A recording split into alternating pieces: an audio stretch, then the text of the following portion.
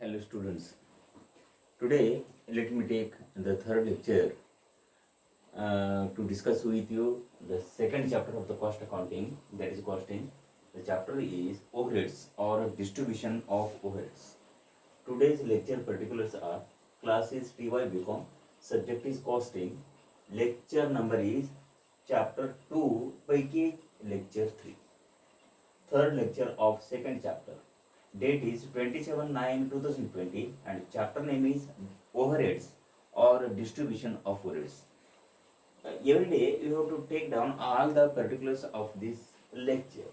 Class TYB subject costing, lecture number is third lecture of second chapter. Chapter number name is overheads and date is 27/9/2020. So these are the particulars you have to take down at the beginning of each and every lecture in your while taking down the notes in your notebook. So the chapter is a distribution of overheads. We have seen the meaning of overheads. Overhead means indirect expenses. The expenses not directly related to the production center or production unit is called as what you call overhead. Overhead means indirect expenditure. So there are three types of overheads which we have studied yesterday based on functions. First one is works overhead or factory overhead. Second one is office overhead or administrative overhead. And third and last one is selling and distribution overhead or विक्री आणि वितरण स्वरूपाचे प्रत्यक्ष स्वरूपाचे खर्च. So thus there are three types of overheads. So in this chapter it is related to what we call distribution of overheads. overhead या chapter मध्ये distribution कसं करतो मी इथे. त्याच्या आधी तुम्हाला तुमच्या बरोबर एक गोष्टी ह्याने चर्चा करायची, आणखी एक गोष्टी ते म्हणजे ना विभाग म्हणजे काय. विभाग म्हणजे ना एक घटक. एक संस्था आहे म्हणून समजा एक्स म्हणणारी संस्था, त्यामध्ये ए आणि बी विभाग असतो. उत्पादन प्रक्रियेत गुंतलेले म्हणा अथवा इतर त्यांना सामान्य कामकाज करत असताना विभाग असतो. फॉर एक्झाम्पल हात आहे, हाताचा विभाग. नंबर फिंगरचा एक विभाग म्हणजे नेल अथवा नख म्हणतो आम्ही. तसं विभाग म्हणजे आहे ना एक घटक.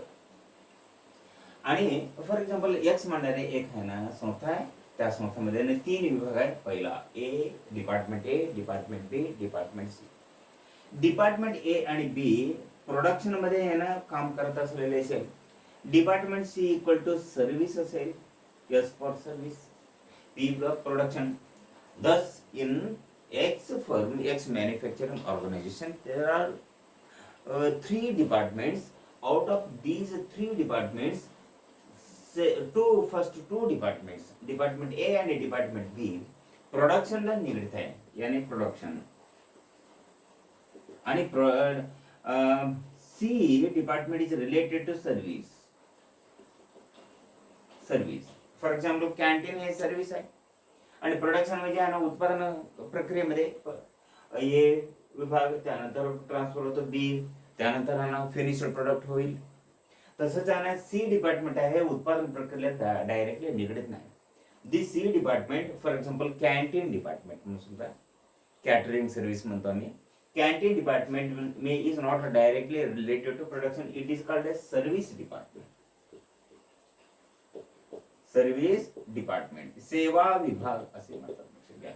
These two are called what we call production department.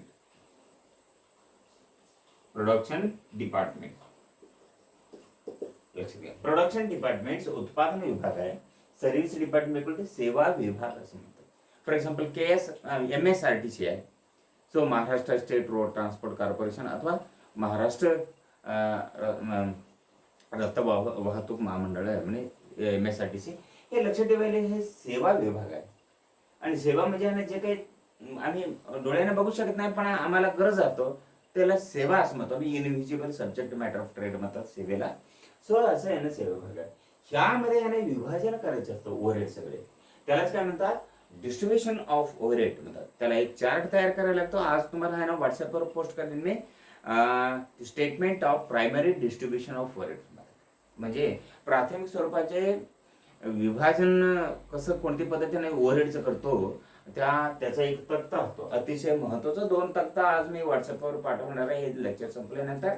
पहिला म्हणजे आहे ना बेसिस ऑफ अलोकेशन अथवा apportionment, basis of apportionment of foreign method, म्हणजे अप्रत्यक्ष स्वरूपाचे विभाजनाचे आधार असं मराठीमध्ये जवळचे अर्थ आम्ही काढू शकतो. अपॉर्शन बेसिस इक्वल टू आधार, basis of apportionment of foreign method, statement number 1 म्हणून नाव देतो मी, तुम्हाला आधी पाठवतो. दुसरं म्हणजे जे प्रॉब्लेम सॉल्व्ह करताना कोणते फॉर्मॅट वापरायला पाहिजे ते म्हणजे आहे ना statement of primary distribution of फोरेट्स म्हणतात. खूप सोपी प्रॉब्लेम आहे, एक्झामिनेशन मध्ये खूप सोपे असतो एक्झामिनेशन दृष्टिकोनानं.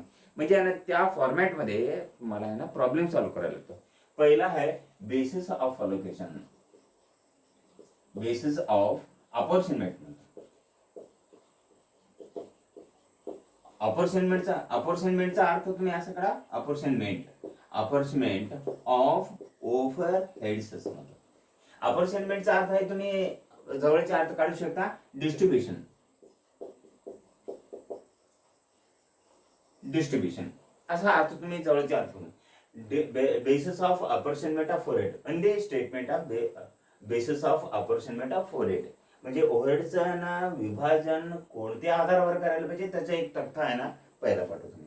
दुसरं आणि महत्वाचं म्हणजे स्टेटमेंट ऑफ प्रायमरी डिस्ट्रीब्युशन याने विभाजन ऑफ ओव्हरहेड्स, हे दुसरं आणि फायनल तक्ता. ह्या प्रॉब्लेम आहे ना दोनच गोष्टीवर आहे. हे दोन तुम्ही लक्षात ठेवले की ना तुम्हाला एक्झामिनेशन मध्ये प्रॉब्लेम सॉल्व्ह करताना कुठल्याही प्रकारचा अडथळा येत नाही. या प्रॉब्लेम आधारित किती प्रॉब्लेम सॉल्व्ह करायचं नियोजन आहे, एकूण 5 ते 6 पर्यंत ना प्रॉब्लेम सॉल्व्ह करायचं नियोजन एकूण आहे, लक्ष द्या. So these are the two statement 1 आणि स्टेटमेंट 2 असं आहे ना विभाजन करून तुम्हाला व्हॉट्सअप ग्रुपवर इमेज पाठवतो मी.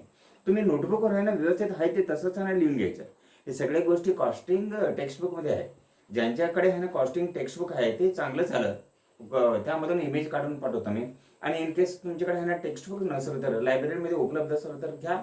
आणि अथवा गेल्या वर्षी ज्यांचं आहे ना TY-BCom अथवा त्याचा आदला वर्षी TY-BCom 1-2-3 वर्षापासून TY-BCom ज्यांचं संपलेलं आहे, ज्यांच्या संपर्कात ज्यांचं ओळख तुम्हाला आहे त्यांच्याकडून कॉस्टिंग अथवा फायनान्शियल अकाउंटिंग टेक्स्टबुक तुम्ही खरेदी करा अथवा आहे ना त्यांच्याकडून तुम्ही विनंती करून घेऊ शकता. सो हे दोन आहे ना तुम्ही लक्षात ठेवलं पाहिजे. स्टेटमेंट्स आहे ना अत्यंत गरजेचं आहे. पहिला तुम्ही आधार कोणते, सेकंड वन कोणते म्हणजे ना तक्ता कोणते, हे सुद्धा तक्ता आहे, हे सुद्धा तक्ता आहे. त्या तक्त्यामध्ये ना आधार सांगितलेले आहे, त्याला बेसिस आम्ही म्हणतो आधार. त्याला काय म्हणतात, आधार. लक्षात ठेवायला पाहिजे, आधार असं म्हणतात. बेसिस इक्वल टू आधार. Second one equal to statement of primary distribution of overhead. ते विविध नमुनेत आहे ना तुम्हाला विभाजन करायला लागतं, दाखवायला लागतं सगळे. फॉर एक्झाम्पल रेंट असेल तर एरिया ऑक्युपाइड, हे सगळे आहे ना वेगवेगळे आहे. अथवा इलेक्ट्रिसिटी चार्जेस असेल तर इलेक्ट्रिक पॉइंट अथवा लाईट पॉइंट्स अथवा समटाइम्स एरिया ऑक्युपाइड तुम्हाला आधार सांगायला लागतो. सो हे आहे ना माहिती तुम्ही लक्षात ठेवायला पाहिजे. आधी आहे ना लेक्चर पर्टिक्युलर्स लिहून घ्या, नंतर आहे ना हे. सो असे एक आणखी उदाहरण करतो थोडक्यात काय सांगतो आतापर्यंत मी. हे संस्था एक्स नाही म्हणून समजा मॅन्युफॅक्चरिंग ऑर्गनायझेशन. त्या मॅन्युफॅक्चरिंग ऑर्गनायझेशन मध्ये 3 विभाग आहेत, ए आणि बी आणि सी. ए, बी आणि सी 3 विभाग आहेत. त्या ए आणि बी पैकी विभाजनांना we classify the different departments into 2 broad categories. स्थूल 2 पद्धतीने विभाजन करतो. पहिला म्हणजे उत्पादन प्रक्रियेत असेल तर प्रोडक्शन डिपार्टमेंट म्हणतात, आणि सेवा विभाग असेल तर सर्व्हिस डिपार्टमेंट असेल, सेवा देतात. म्हणजे उत्पादन विभागाला अप्रत्यक्षपणे सेवा देत असेल तर सर्व्हिस डिपार्टमेंट म्हणतात, आणि रॉ मटेरियल पासून फिनिश्ड प्रोडक्ट मध्ये परिवर्तन होत असेल तर लक्षात ठेवायला पाहिजे प्रोडक्शन डिपार्टमेंट असं आम्ही म्हणतो. लक्षात घ्या.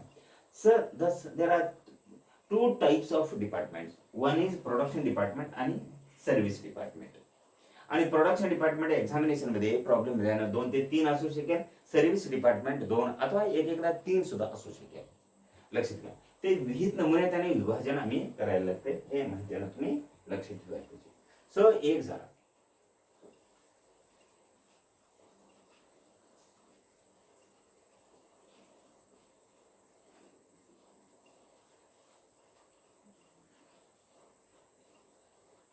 आणि नेक्स्ट आहे आता काही एक्झाम्पल तुम्हाला तुमच्याबरोबर दिलं होते. किती सर्व्हिस डिपार्टमेंट ए आहे, डिपार्टमेंट बी आहे आणि डिपार्टमेंट सी आहे. रेंट इक्वल टू रुपीज 60,000 आणि डिपार्टमेंट ए आणि बी आणि सी मध्ये एरिया इक्वल टू एरिया किती वापरलेला आहे की एरिया इक्वल टू अनुक्रमे ए बी आणि सी ह्या एरिया कसं वापरलेलं बघा. Area equal to 5,000 square foot आणि लक्ष द्या आणि 2,000 square foot. Area SQFT square foot मध्ये आहे. 5,000 स्क्वेअर फूट, 5,000 स्क्वेअर फूट आणि 2,000 स्क्वेअर फूट मध्ये आहे. आता विभाजन कसं करायचं काही एक दोन एक्झाम्पल तुमच्या समोर घेऊन आहे ना मला सांगायचं आहे. फॉर एक्झाम्पल आहे ना वर्किंग नोट मध्ये घ्या. वर्किंग नोट मध्ये लक्षात घ्या कसं घ्यायचं. किती ए बी सी अनुक्रमे किती एरिया. रेंट आहे. रेंट कोणत्या पद्धतीने ह्या टेबल मध्ये तुम्हाला भेटेल की आहे ना area. Rent is apportioned, rent is distributed among different departments. समजू आम्ही एबीसी आहे आणि प्रोडक्शन डिपार्टमेंट आहे, सर्व्हिस डिपार्टमेंट आहे म्हणून समजू ह्या दृष्टांतमध्ये एक्झाम्पल मध्ये इन वर्किंग नोट मध्ये अलोकेशन ऑफ रेंट अथवा distribution of rent among departments किती 5,000 स्क्वेअर फूट आहे.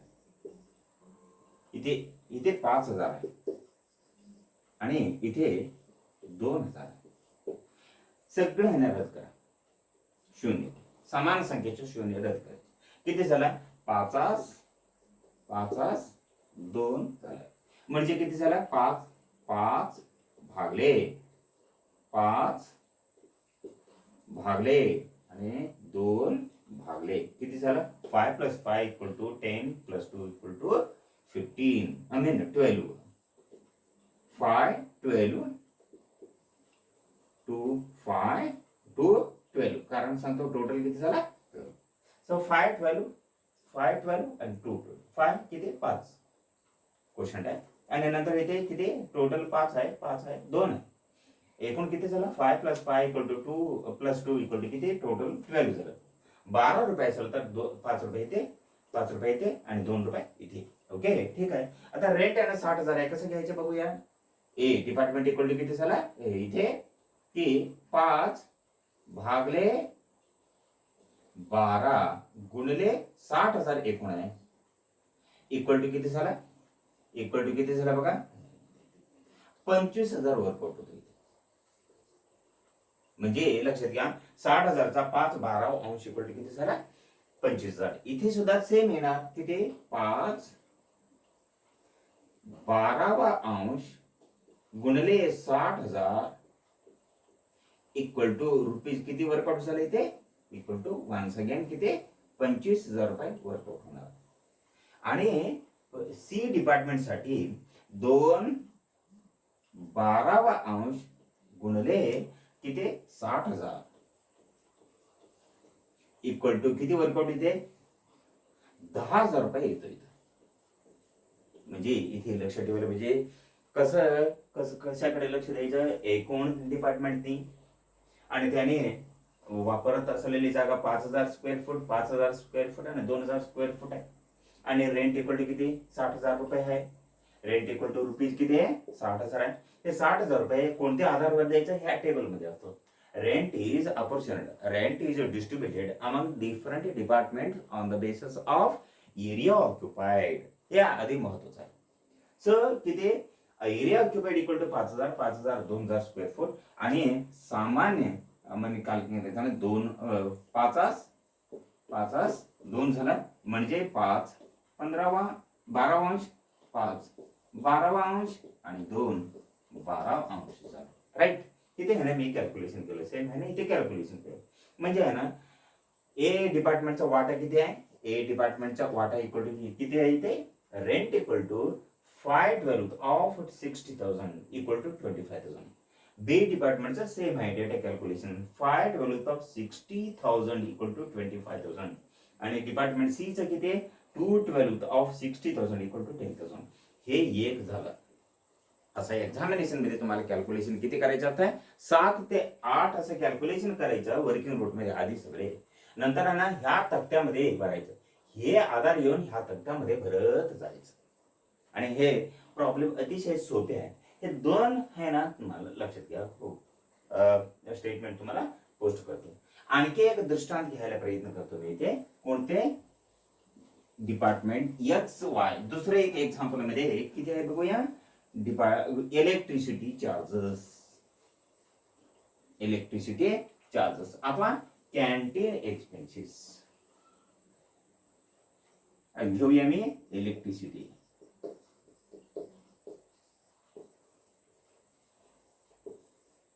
किती रक्कम आहे? इक्वल टू ₹1,00,000 आहे म्हणून समजून. रुपीज किती? 1,00,000 आहे म्हणून समजून. ओ इथे डिपार्टमेंट किती? Department equal to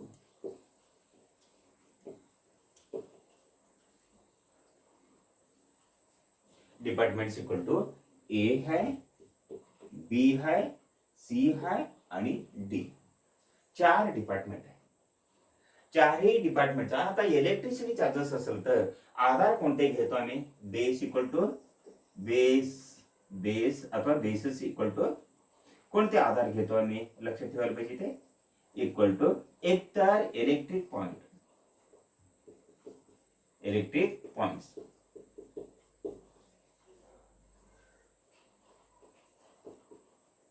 electric points नाहीतर त्यालाच म्हणतात दुसरं नाव काय? लाईट पॉइंट्स और लाईट पॉइंट्स म्हणतात. और दुसरे एक आधार आहे ते म्हणजे आहे ना एरिया ऑक्युपाइड. वापरत असलेले जागेचा एरिया किती आहे. इथे आम्ही घेऊ किती डिपार्टमेंटाने 4 आहे. प्रत्येक डिपार्टमेंट समजू आम्ही इलेक्ट्रिक पॉइंट घेतलं तर अथवा लाईट पॉइंट घेतलं तर ते सुद्धा डेटा एक्झामिनेशन मध्ये प्रॉब्लेम सॉल्व्ह करताना कोणते डेटा त्यावर. That all depends upon which data you are going to be given in the examination. Let we take area. Rent सुद्धा एरिया ऑक्युपाइड आणि लाईट सुद्धा एरिया ऑक्युपाइड म्हणून. डिपार्टमेंट इक्वल टू इथे मला लिहू दे. इथे एरिया इक्वल टू इथे सांगतो मी स्क्वेअर फीट अथवा चौरस फीट मध्ये 1,000 स्क्वेअर फूट, 2,000 स्क्वेअर फूट, 3,000 स्क्वेअर फूट आणि 4,000 स्क्वेअर फूट. ओके एवढं आहे. आता सिंपल करू द्या मला. सिम्प्लिफाय करतो मी थोडक्यात. इथे कसं आता प्रॉब्लेम सॉल्व्ह करताना इलेक्ट्रिसिटी चार्जेस कसं घेतो इथे सिंपल केलं तर इलेक्ट्रिसिटी चार्जेस एरिया ऑक्युपाइडचा रेशो. एरिया ऑक्युपाइड याने रेशो कॅल्क्युलेशन करतो. 1,000, 2,000, 3,000, 4,000 आहे ना. सिंपल करायचे. एक राहिलं. सगळे ह्या घटक मध्ये आहे ना 3 शून्य रद्द करा. एक राहिलं. गुणोत्तर 2 राहिला. गुणोत्तर 3 राहिला. गुणोत्तर 4 राहिले. त्यापेक्षा सोपे सुलभ रूप देऊ शकत नाही. त्यामध्ये रेशो इक्वल टू किती झाला? प्युअर रेशो इक्वल टू 1, 2, 3, 4 म्हणजे इक्वल टू 1 किती झाला टोटल? 1 अधिक 2 अधिक 3 अधिक 4 इक्वल टू 10 झाला. 1 दशमांश 2 दशमांश 3 दशमांश आणि 4 दशमांश एवढं राहिलं. आता बेस झालं. कोणते इलेक्ट्रिसिटी चार्ज एकूण 1,00,000 रुपये. कोणते गुणोत्तर मध्ये घ्यायचं? कोणत्या एरियामध्ये? कोणत्या रेशो मध्ये? कोणत्या आधारमध्ये? एरिया ऑक्युपाइड किती आहे? 1, 2, 3, 4. 1,000, 2,000, 3,000, 4,000 स्क्वेअर फूट झालं. रेशो इक्वल टू अंतिम रेशो इक्वल टू किती झालं? 1, 2, 3, 4. 1 दशमांश 2 दशमांश 3 दशमांश 4 दशमांश. कसं 1, 2, 3, 4 1, 2, 3, 4 ठेवा. टोटल इक्वल टू किती झाला? 4 + 3 = 7 + 2 = 9 + 1 = 10th झालं, 1/10, 2/10, 3/10, 4/10, म्हणजे 1.0, 2.0, 3.0, 4.0. आता इलेक्ट्रिसिटी चार्जेस इक्वल टू घ्या. इलेक्ट्रिसिटी चार्जेस इक्वल टू कसं घेताय तुम्ही? डिपार्टमेंट ए इक्वल टू किती झाला? 1/10 गुणले 1,00,000 इक्वल टू रुपीज किती झाला? 10,000 येते इथे, राईट. तसेच डिपार्टमेंट बीचा 2 किती झाला? 2 गुणले 1,00,000 इक्वल टू 20,000 येतोय. तसेच डिपार्टमेंट सी चा 3 गुणले 1,00,000 आहे equal to rupees equal to किती? 30,000 येतोय. तसेच 4 गुणले 1,00,000 रुपये इक्वल टू 40,000 येतो. त्यामुळे कसं कोणत्या पद्धतीने घेतलं मी ते लक्षात ठेवायला पाहिजे. Equal to electricity charges equal to A, B, C आणि डी डिपार्टमेंट. कोणत्या आधारामध्ये घेतलं? Area occupied area. कॅल्क्युलेशन केले तर किती भेटले इथे? 10,000. त्या कॉलम मध्ये लिहायचे किती? 10,000, 20,000, 30,000 आणि 40,000. एकूण किती? 1,00,000. आधार कोणते? एरिया. माहिती कोणते? Electricity charge. खर्चाचा नग कोणते? बाबी इलेक्ट्रिसिटी चार्जेस एकूण 1,00,000. आधार एरिया ऑक्युपाइड आणि ए, बी, सी कॉलम मध्ये त्या कॉलम मध्ये किती लिहायचे असते? लक्षात ठेवायला पाहिजे. 10,000, 20,000, 30,000, 40,000. एकूण किती झालं बघा? 40,000 plus 30,000 equal to 70,000 plus 20,000 equal to 90,000 plus 10,000 equal to rupees 1,00,000. ह्या पद्धतीने वेगवेगळे खर्च लिहून घेत घ्यायचं असेल तुम्हाला. सो ह्या लेक्चर मध्ये इतकं बस. उद्याचा म्हणजे चौथ्या लेक्चर मध्ये नंतरचं म्हणजे कोणत्या तारीखला? 28 तारीखला तुम्हाला आहे ना सगळं एक प्रॉब्लेम इथे लिहितो आणि वर्किंग नोट कम्प्लीट करतो. तिसरं चौथ्या लेक्चर मध्ये. नंतर 5व्या लेक्चर मध्ये लक्षात ठेवायला पाहिजे ते प्रॉब्लेम आहे ना पूर्ण सॉल्युशन आहे ना मी करतो. आज इतकं बस. उद्या आहे ना नंतर कंटिन्यू करतो. That is all. थँक्यू.